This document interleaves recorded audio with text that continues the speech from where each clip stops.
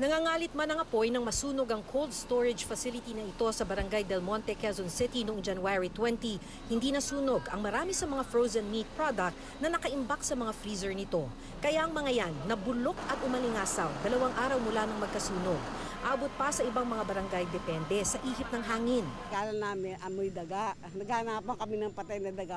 Si Nineta nga nakatira sa Barangay Paraiso, may 2 kilometro ang layo mula sa nasunog na cold storage facility. Sa sobrang baho, hindi anya sila makakain ng maayos at hindi makatulog ng mahimbing. Masakit na nga ulo namin, wala kaming tulog ng maayos. 5 sa 10 freezer ang puno pa ng nabubulok na karne. Para mapabilis ang paghakot, tumutulong na ang Quezon City Hall. Inisyuhan din ng City Hall ng notice of violation ng pamunuan ng pasilidad na isang pribadong korporasyon.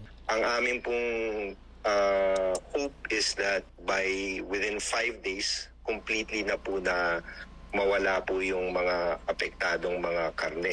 At yung paman po is, ngayon po is naglalagay po sila ng mga apog, mga disinfectants para ma-mitigate po yung amoy. Batay sa air quality testing ng Quezon City LGU, ligtas din daw ang hangin, mabaho nga lang. Wala naman pong mga toxic particles or cause for health concern dun sa air quality po sa area. Sinusubukan pa naming kunan ng pahayagang Glacier North Refrigeration Storage pero wala pa silang sagot sa aming mga tawag.